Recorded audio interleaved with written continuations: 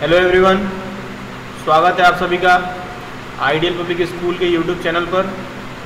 आज हम लोग क्लास 6 का कंप्यूटर चैप्टर नंबर 1 पढ़ने जा रहे हैं। इस चैप्टर का नाम है कंप्यूटर एंड इट्स लैंग्वेज।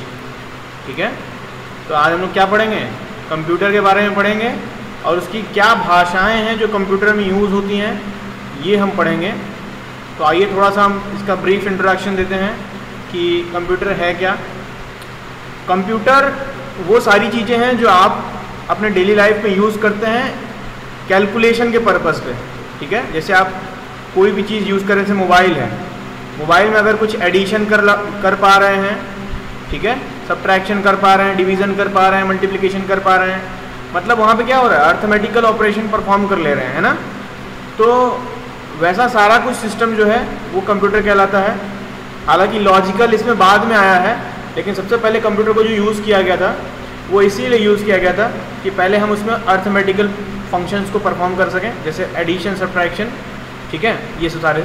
उसके बाद में इसमें हम लोग लॉजिकल परफॉर्मेंस भी करने लगे, तो इसलिए इसका ऐसा डिस्क्रिप्शन रखा गया है कि अर्थमेटिकल एंड लॉजिकल चीज़ों को ये कंफर्म करता है या प्रोसेस करता है। ठीक है, तो हम इसकी कुछ हम बात कर लें तो इसमें लिखा हुआ है कि computer has been integral part of our daily life. Yes, definitely कि ये हमारे डेली लाइफ का पार्ट है और बहुत इंटीग्रल पार्ट है। सबसे बड़ी बात क्या है, ये एक इलेक्ट्रॉनिक डिवाइस है, ये आपको पता ही है।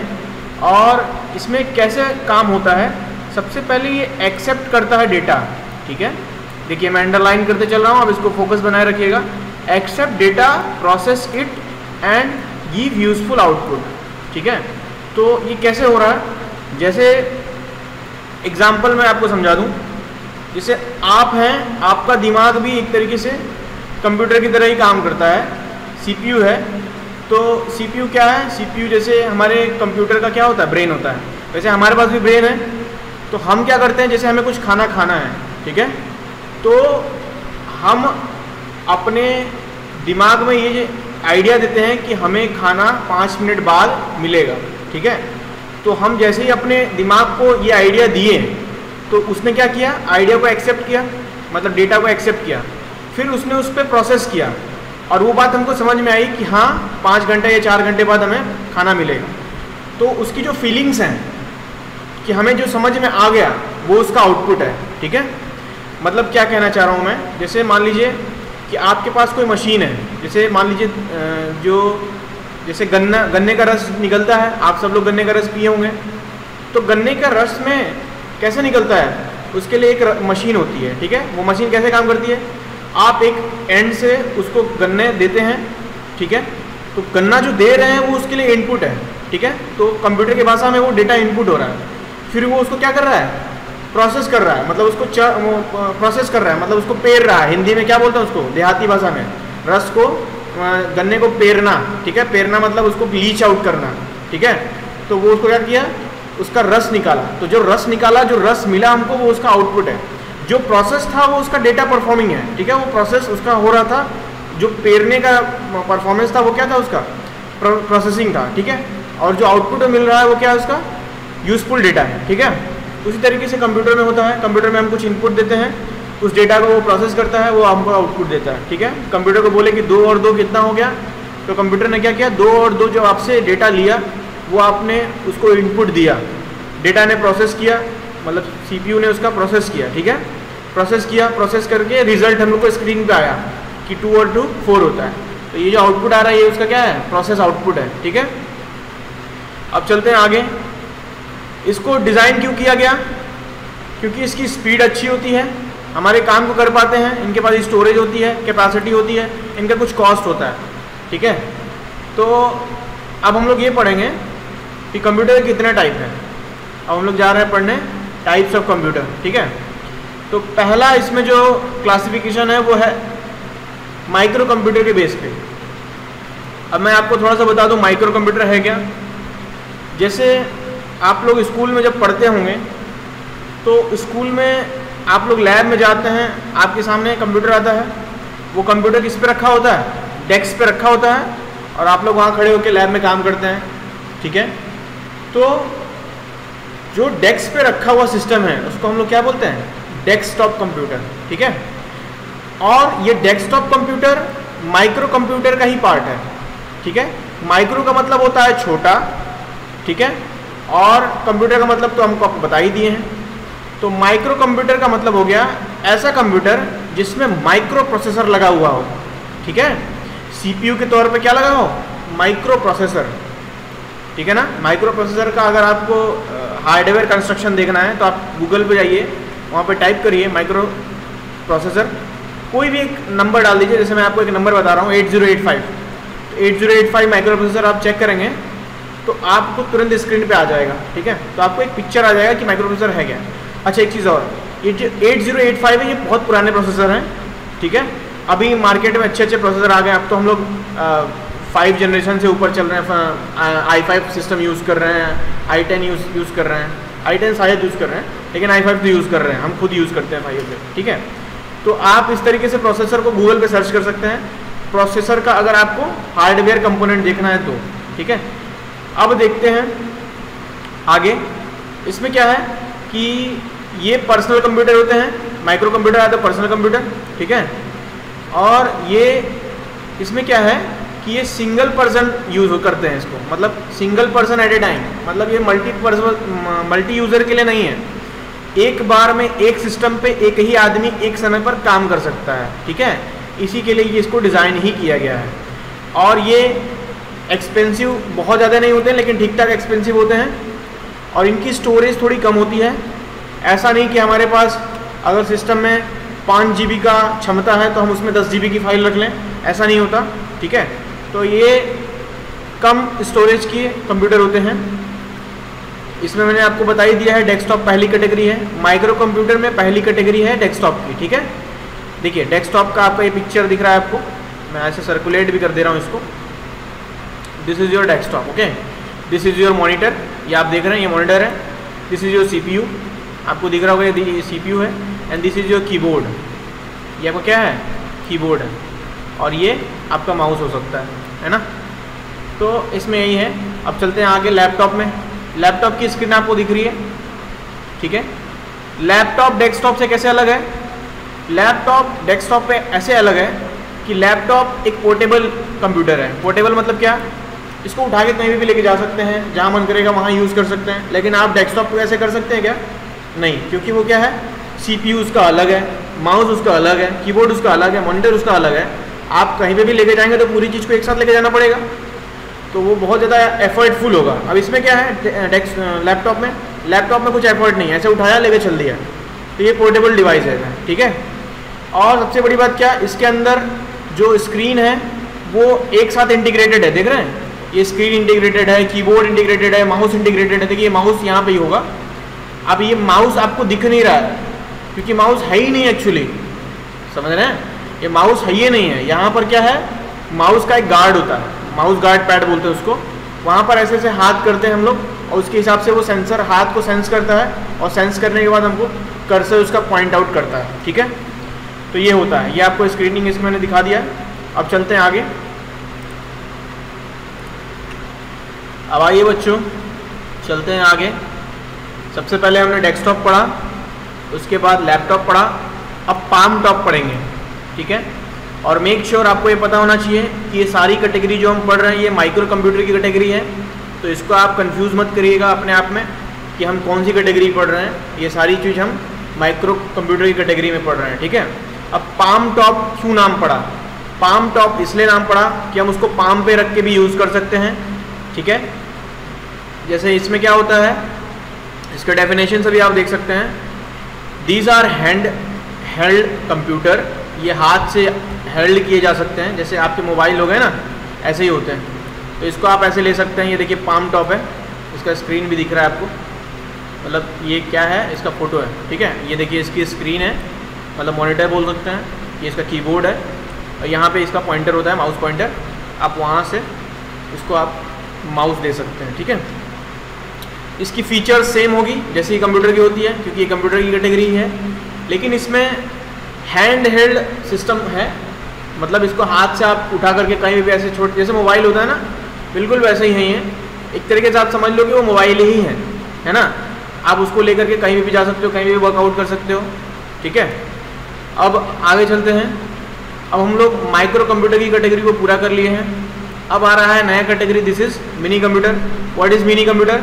The first most important thing is that they are multi user computer. Okay, multi user मतलब क्या हुआ कि एक समय पर इस पे ढेर सारे ढेर सारे यूज़र कनेक्ट हो सकते हैं, ढेर सारे यूज़र काम कर सकते हैं, ढेर सारे यूज़र एक साथ से डेटा शेयर कर सकते हैं, डेटा को राइट कर सकते हैं, प्रोसेस कर सकते हैं। ठीक है, यहाँ पे लिखा हुआ है साइमल्टेनियसली मल्टीपल यूज़र और hundreds of user can do the work. Okay, now most important thing is what?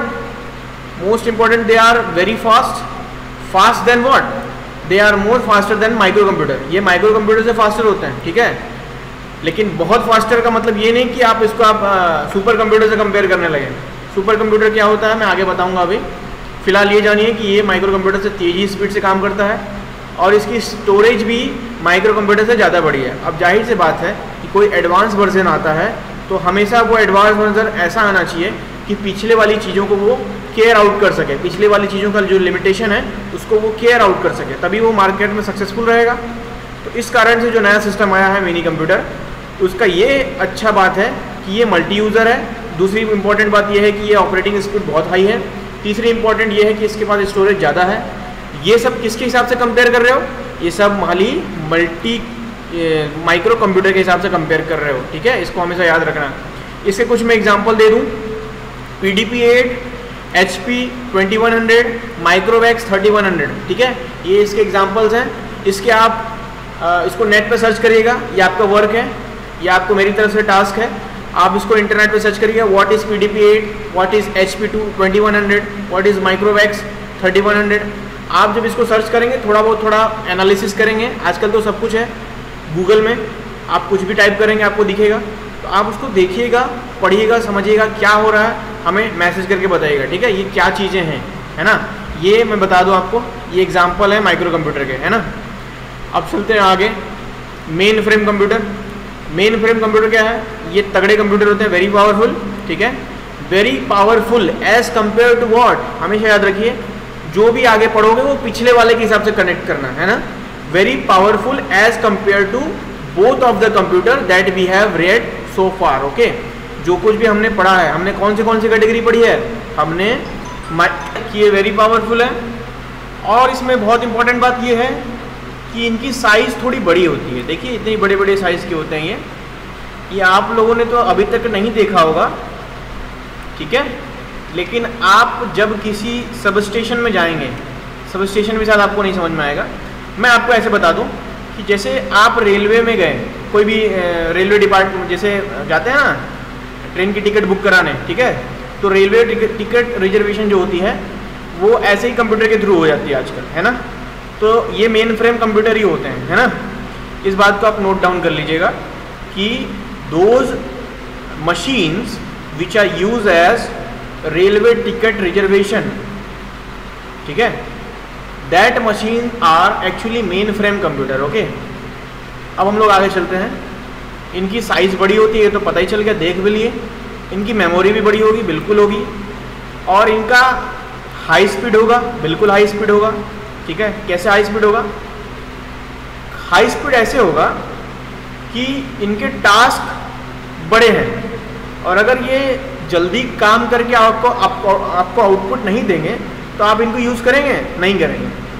तो जाहिर सी बात है इनकी स्पीड हमको ज़्यादा रखनी पड़ेगी ताकि बड़े काम को ये कम समय में कर लें।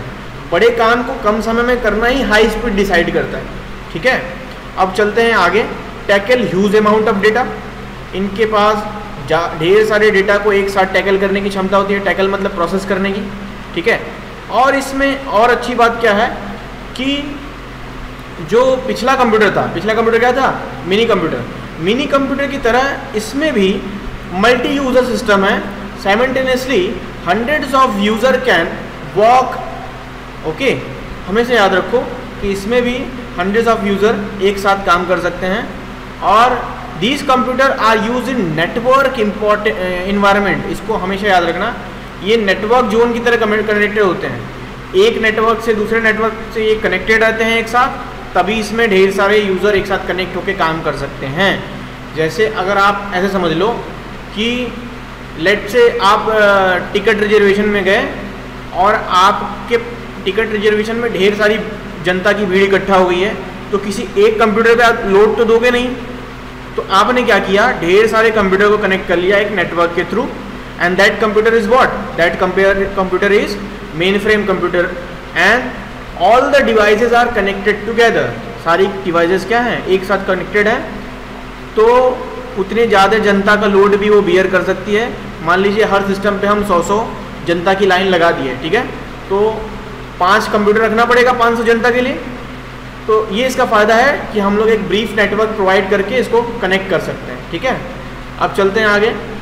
ये बल्क डेटा प्रोसेसिंग में यूज़ होता है लार्ज पब्लिक सेक्टर में, जैसे लार्ज बिजनेस सेक्टर है या लार्ज बिजनेस ऑर्गेनाइजेशन है, वहाँ पे बल्क डेटा में प्रोसेसिंग करने के लिए यूज़ होता है। यूनिवर्सिटीज़ में यूज़ होता है, बैंक्स में यूज़ होता है, साइंटिफिक लेबोरेटरीज में यूज़ होता है, और जैसे मैंने आपको बताया था रेलवे टिकट रिजर्वेशन में यूज़ होता है, तो ये वहाँ पे भी यूज़ होता है। स्टॉक मार्केट्स में यूज़ होते हैं ये सब, ठीक है। इनकी कुछ एग्जांपल्स हैं IBM 2 series, PDP 10 and system 210, ठीक है। ये जो भी एग्जांपल हैं, हमेशा याद रखो बच्चों, जो भी एग्जांपल मिलता है उसको तुरंत गूगल किया करो।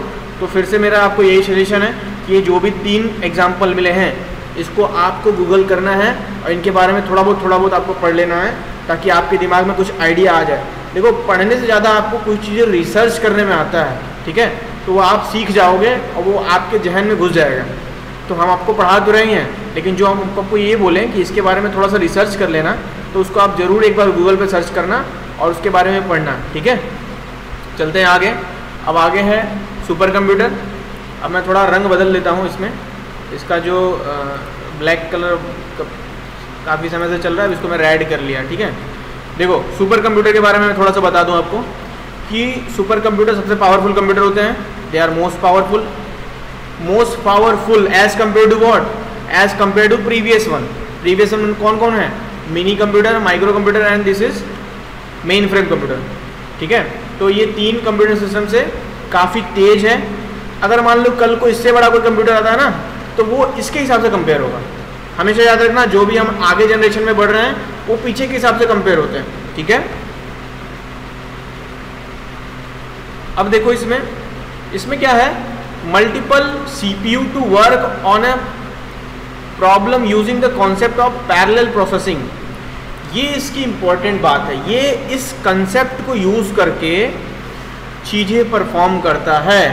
अब मैं आपको क्या बोल रहा हूँ कि ये इसकी इंपॉर्टेंट बात है, इसी पर ये काम करता है। अब ये पैरेलल प्रोसेसिंग शब्द जब आप में आ ही गया है, तो मैं आपको थोड़ा सा इसके बारे में बता देता हूँ कि पैरेलल प्रोसेसिंग होती क्या है, ठीक है। सुपर कंप्यूटर काम किस तरीके से करता है, देखिए ध्यान दीजिएगा, मैं फिगर बना रहा हूँ। मान लीजिए ये आपका डेटा लाइन है। डेटा लाइन क्या है, डेटा लाइन मतलब ऐसा समझ लीजिए जहाँ पे सारे डेटा इकट्ठा हो रहे होंगे, ठीक है। डेटा लाइन में आप ऐसे समझ लीजिए, और ये देखिए एक डेटा आया, दूसरा डेटा आया, तीसरा डेटा आया, चौथा डेटा आया, 5वां डेटा आया। इस तरीके से ढेर सारे डेटा आए, ठीक है, लेकिन मैं 5 ही दिखा रहा हूँ आपको, ठीक है। तो मान लीजिए यहाँ पर इस तरीके से ढेर सारे डेटा हैं। ये ढेर सारे डेटा एक समय पर इस लाइन पर आ रहे हैं। ये लाइन जो दिख रही है ना आपको, this one, this let's say this is black colour line, okay. Let's say this is my main data line, ये हमारे मेन डेटा लाइन है। तो इस मेन डेटा लाइन में ये सारी लाइंस आके एक साथ जुड़ी हुई हैं। इसका मतलब क्या है कि अलग अलग जगह से एक साथ, ठीक है, एक समय पर यहाँ पर डेटा पहुँच रहा है, और इस तरीके के अरेंजमेंट को हम लोग पैरेलल अरेंजमेंट कहते हैं। और इसको ये एक साथ प्रोसेस कर रहा है, इसलिए हम इसको पैरेलल प्रोसेसिंग कहेंगे। पैरेलल प्रोसेसिंग का मतलब सारे डेटा जो भी जितने भी एक साथ पढ़ रहे हैं उनको एक साथ प्रोसेस करना, उनको एक साथ एग्जीक्यूट करना और उनका एक साथ आउटपुट देना, यही पैरेलल प्रोसेसिंग होती है, ठीक है। आपको पैरेलल प्रोसेसिंग में यही पढ़ाया जाएगा। आगे आप इसके बारे में बहुत डिटेल में पढ़ेंगे हायर एजुकेशन में, ठीक है। तो ये होता है इसमें। अब देखिए, इनमें हाई कैलकुलेशन होते हैं, इंटेंस टास्क को परफॉर्म करने के लिए यूज होते हैं, वेदर फोरकास्टिंग के लिए यूज होते हैं, क्लाइमेट रिसर्च के लिए यूज होते हैं, पेट्रोलियम एक्सप्लोरेशन में यूज़ होते हैं। ये इसके कुछ एग्जांपल्स हैं कि ये कहाँ कहाँ यूज़ होते हैं, जिसमें आपको ये भी जानना ज़रूरी है कि वेदर फोरकास्टिंग, जो भविष्यवाणी होती है ना, क्या बोलते हैं, मौसम विभाग से, तो वो जो प्रसारण होता है वो सुपर कंप्यूटर के थ्रू ही होता है, ठीक है, क्योंकि इतने बड़े नेटवर्क को वो सब ऐसे ही कनेक्ट कर पाते हैं, ठीक है। इसमें कुछ एग्जांपल दे दूं, बहुत इंपॉर्टेंट एग्जांपल है, क्रे 1, परम कंप्यूटर और ताइन हे। इसको आप क्या पढ़ सकते हैं, ताइन हे 2, ठीक है, ताइन हे 2, ठीक है। तो ये ताइन हे 2 आप इसको पढ़ सकते हैं, ये ताइन हे 2। अब ये सारे जो 3 एग्जाम्पल हैं इसको फिर से आपको गूगल करना है, इसके बारे में जानना है, ठीक है। अब चलते हैं आगे। तो बच्चों अभी के वीडियो के लिए इतना ही। अगले वीडियो में हम इसके आगे के सेशन को कंटिन्यू करेंगे और इस चैप्टर को एंड करेंगे। अगर आपको वीडियो पसंद आया और आप इस वीडियो से कुछ जानकारी पाए हैं, वीडियो को लाइक करिए और दूर तक इस वीडियो को फैलाइए। चैनल पे पहली बार है तो चैनल को सब्सक्राइब करिए। Thank you.